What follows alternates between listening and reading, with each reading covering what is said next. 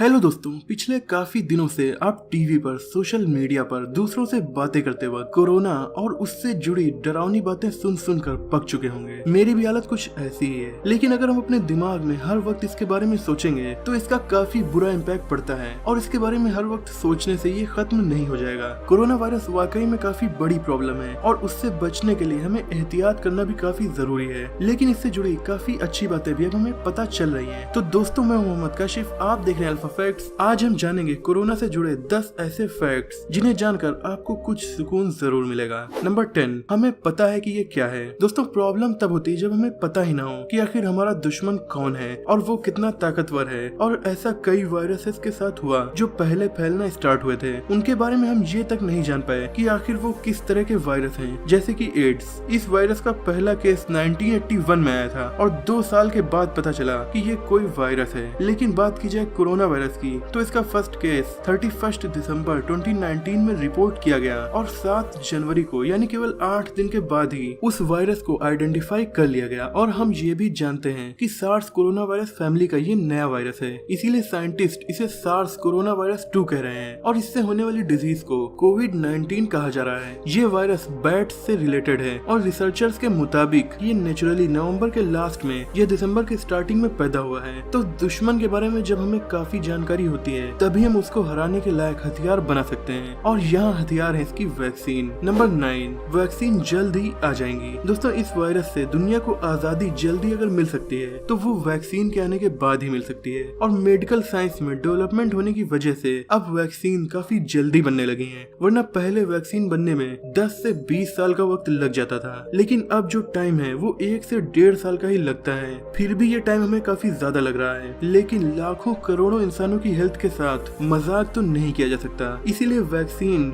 Develop करने में सारे कदम फूंक फूंक कर रखने पड़ते हैं। पहले वैक्सीन को लैब में प्रोड्यूस किया जाता है, उसके बाद उसका टेस्ट जानवरों पर स्टार्ट होता है और अगर टेस्ट सही रिजल्ट देता है प्री क्लिनिकल फेज में तो फिर इंसान पर इसकी टेस्टिंग स्टार्ट कर दी जाती है और इसे क्लिनिकल ट्रायल कहते हैं। ये 3 फेज में होते हैं। फेज 1 में कुछ हेल्दी लोगों के ग्रुप पर इसका टेस्ट किया जाता है। फेज 2 में वैक्सीन को और ज्यादा लोगों पर टेस्टिंग करके चेक किया जाता है कि ये अलग अलग लोगों पर कैसा इफेक्ट डाल रही है और फेज 3 में इसे उन जगहों पर टेस्ट किया जाता है जहाँ ये वायरस बहुत ज्यादा फैला है। फिर इसे प्रोड्यूस करने का लाइसेंस मिलता है। तो इन सब प्रोसेस के होने और फिर इसके प्रोड्यूस करके लोगों तक पहुंचाने में 1 से 1.5 साल तो लग ही जाते हैं। लेकिन फिलहाल पिछले 100 सालों में कोई बीमारी इतने बड़े पैमाने पर नहीं फैली, इसीलिए हो सकता है कि रिसर्चर्स अब कोई और तरीका ढूंढकर वैक्सीन काफी जल्दी बना ले, क्योंकि इतनी जरूरत वैक्सीन को बनाने की पिछले 100 साल में नहीं पड़ी थी। वैसे इस वायरस की वैक्सीन हर देश चाह रहा है कि वो सबसे पहले बना ले और इस काम को करने में फिलहाल 80 कंपनी और इंस्टीट्यूट्स लगे हैं। हर कोई इसे सबसे पहले बनाना चाहता है। बेशक ऐसा करके वो काफी अमीर भी हो जाएंगे,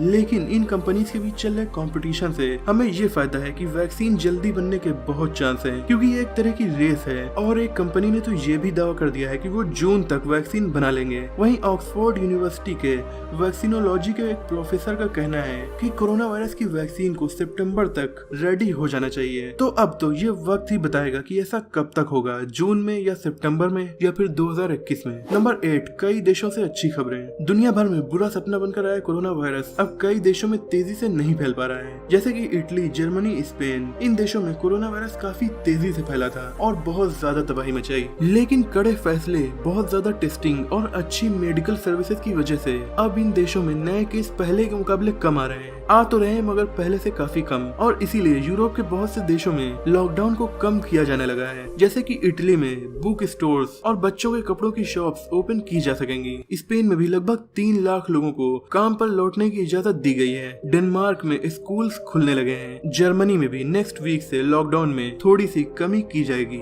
दूसरी तरफ ताइवान लॉकडाउन कभी लगाया ही नहीं गया, क्योंकि इन देशों ने काफी स्टार्टिंग में ही बहुत ज्यादा सावधानी अपनाकर इस वायरस को फैलने से बिल्कुल रोक दिया था। और हांगकांग और ताइवान ने 2002 में सार्स को ऑलरेडी देखा था और उसी वायरस आउटब्रेक से मिली सीख की वजह से इन देशों ने इतने अच्छे से कामयाब होकर इस वायरस का सामना किया। और सिंगापुर, साउथ कोरिया, ताइवान का एग्जांपल लेकर दुनिया के बाकी के देश भी कोरोना वायरस को हराने की स्ट्रेटेजी बना सकते हैं और ऑलरेडी बना भी रहे हैं। नंबर 7, लोग ठीक भी हो रहे हैं। दोस्तों, इस वायरस से काफी लोग ठीक भी हो जाते हैं, यानी जरूरी नहीं कि जिसका ये वायरस इन्फेक्शन हो उसकी मौत हो जाएगी, लेकिन इसका मतलब ये भी नहीं कि हम निडर होकर घूमे थमें और इसको हल्के में ले लें, जैसे ऐसी ही गलती यूएसए और रशिया जैसे देशों ने की थी। क्योंकि भले ही इससे लोग ठीक हो जाते हैं, पर वो दूसरों को तो इन्फेक्ट कर देंगे, और उन लोगों की अगर डेथ हो जाती है तो इसका जिम्मेदार कौन होगा। इस वीडियो के बनने तक लगभग 5 लाख लोग इस बीमारी के होने के बाद ठीक भी हो चुके थे, जो कि काफी अच्छी बात है। हालांकि मीडिया में जो आंकड़े दिखाए जाते हैं वो केवल बीमार पेशेंट के ही दिखाए जा रहे हैं। हालांकि मरने वालों से कई गुना ज्यादा तादाद तो ठीक होने वालों की है, लेकिन मीडिया वाले आपको डराने का काम ही कर रहे हैं। डरना जरूरी है, पर इतना भी नहीं कि हम कोरोना वायरस के बजाय डर की वजह से अपने आप को नुकसान पहुंचा लें, जैसा कि दुनिया भर के कई देशों से कोरोना वायरस के विक्टिम्स के सुसाइड की खबरें मिली हैं। नंबर 6,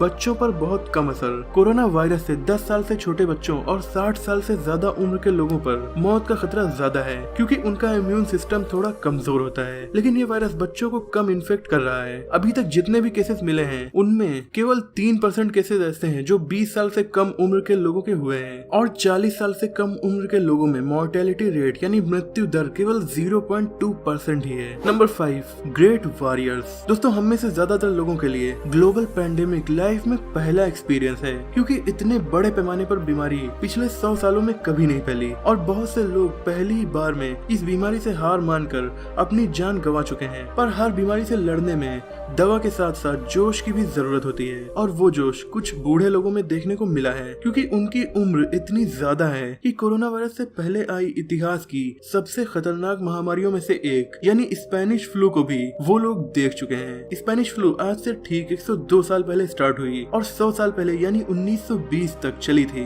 जिससे दुनिया की 1/4 पॉपुलेशन इन्फेक्ट हो गई थी, और 1.5 से 5 करोड़ लोगों की मौत उस महामारी में हुई थी। और उसी बीमारी के दौर में पैदा हुए थे कुछ लोग जिनकी उम्र है तकरीबन 103 या 102 साल, और उन्होंने कोरोना वायरस को भी हरा दिया। यानी ये लोग दो महामारियों को करीब से देखने के बाद भी जिंदा हैं। जैसे कि इटली की ग्रैंडोना 102 साल की हैं, जो इस बीमारी से ठीक हो गयी। उसी तरह चाइना की 103 साल की एक औरत भी अब ठीक हो चुकी है। ये लोग स्पेनिश फ्लू के टाइम पैदा हुई थी। लेकिन 108 साल की हिल्डा चर्चिल, जिन्होंने स्पेनिश फ्लू के टाइम अपनी 1 साल की बहन की जान गंवा दी थी, 100 सालों के बाद कोरोना की वजह से उनकी जान चली गई। यानी ये स्पेनिश फ्लू में तो बच गई थी, पर 108 साल की उम्र में कोरोना को नहीं हरा पाई। Number 4, testing is improving. सबसे बड़ी बात होती है किसी भी बीमारी का पता लगाना। अगर हम पता ही नहीं लगा पाएंगे तो फिर हम उस बीमारी से लड़ेंगे कैसे। लेकिन इस बीमारी के केस में ऐसा नहीं है। इसमें वायरस का पता लगाने वाला टेस्ट 13 जनवरी से ही अवेलेबल हो गया था, और तो और उसमें लगातार इम्प्रूवमेंट भी हो रही है। टेस्टिंग की सेंसिटिविटी, उसका रिजल्ट देने की स्पीड, हर चीज अब इम्प्रूव हो रही है। यहाँ तक कि 27 मार्च को तो टेस्टिंग का ऐसा तरीका अप्रूव किया गया जो 5 मिनट में ही रिजल्ट बता देता है। इस वायरस की एक और प्रॉब्लम है, ये सिम्टम्स देर में शो करता है। वहीं कुछ हेल्दी लोगों के ये हो जाता है, सिम्टम्स दिखते नहीं, उनसे ये दूसरों में फैल जाता है, और वो हेल्दी लोग जिन्हें ये पहले हुआ था वो बिना ट्रीटमेंट के ही ठीक हो जाते हैं। मतलब दुनिया के कुछ लोग ऐसे हैं जिनके इन्फेक्शन हुआ और वो ठीक भी हो गए, लेकिन उन्हें पता तक नहीं चला कि उन्हें कोरोना वायरस था। ऐसे लोगों की टेस्टिंग करना भी जरूरी है, क्योंकि उनकी वजह से काफी लोगों की ये वायरस हो जाता है। और इसी के लिए सीडीसी ने ऐसी किट बनाई है जो किसी हेल्दी इंसान का टेस्ट करके बता सकती है कि इनके पहले कोरोना वायरस था या नहीं था। नंबर 3, इन्वायरमेंट में लगातार सुधार हो रहा है। सबसे अच्छी बात जो कोरोना वायरस की वजह से निकल कर सामने आई है वो है इन्वायरमेंट में सुधार। दुनिया को एक तरह से रेस्ट करने का वक्त मिला है, और पॉल्यूशन लेवल इतने ज्यादा कम हो गए हैं जितने कि कई सालों में काफी कोशिशों के बाद भी नहीं कम हुए थे, क्योंकि हर जगह कार नहीं चल रही हैं, ट्रेन्स भी बंद हैं, एरोप्लेन्स जो कि दुनिया के 5% CO2 एमिशन के लिए जिम्मेदार हैं वो भी बंद हैं, और बहुत ज्यादा पॉल्यूशन फैलाने वाले क्रूज शिप्स भी अब बंद हैं। ज्यादातर फैक्ट्रीज भी बंद हैं। बाहर की पैकेज्ड चीजें अब लोग नहीं खरीद पा रहे हैं, इसीलिए प्लास्टिक से हो रहा पॉल्यूशन भी बेहद कम हो चुका है। अब समुद्रों में, नदियों में, बीचेस पर टूरिस्ट के न आने की वजह से पॉल्यूशन काफी कम है। यहाँ तक कि स्टैनफोर्ड यूनिवर्सिटी के रिसर्चर मार्शल बर्के के मुताबिक केवल चाइना में जनवरी और फरवरी में पॉल्यूशन के बहुत ज्यादा कम हो जाने की वजह से 77,000 लोगों की जानें बची हैं, और उस वक्त ये आंकड़ा कोरोना से मरने वालों से 20 गुना ज्यादा था। Number 2, great support bye governments. इस बीमारी ने जितनी जानें ली हैं, उसी तरह इसने नुकसान फाइनेंशियली भी बहुत ज्यादा पहुंचाया है। बहुत से बिजनेस कंगाल हो चुके हैं, लाखों लोगों की जॉब ऑलरेडी जा चुकी हैं और लाखों की जाने वाली हैं, क्योंकि बिजनेसमैन पैसे नहीं कमाएंगे तो एम्प्लॉइज को सैलरी कहां से देंगे। ऐसी सिचुएशन में सबसे ज्यादा हेल्प कर रही है हर देश की गवर्नमेंट, क्योंकि गवर्नमेंट अभी तक अपने नागरिकों से टैक्स लेती थी, पर अब लोग फिलहाल टैक्स देने के लायक नहीं है, तो हर देश की गवर्नमेंट राहत पैकेज पास कर रही है, जिससे नागरिकों को कम से कम प्रॉब्लम हो। जैसे कि ऑस्ट्रेलिया अपने हर कम कमाने कमाने वाले नागरिकों को लगभग 32,000 रूपए दे रहा है। डेनमार्क की गवर्नमेंट 75% वर्कर्स को खुद ही सैलरी दे रही है। फ्रांस ने फिलहाल टैक्स लेना बंद करके छोटे बिजनेसमैन से कहा है कि सैलरी आप न दीजिए वर्कर्स को, बल्कि हम देंगे, और किराए के पैसे भी गवर्नमेंट दे रही है। Italy, Spain, Sweden, UK, USA,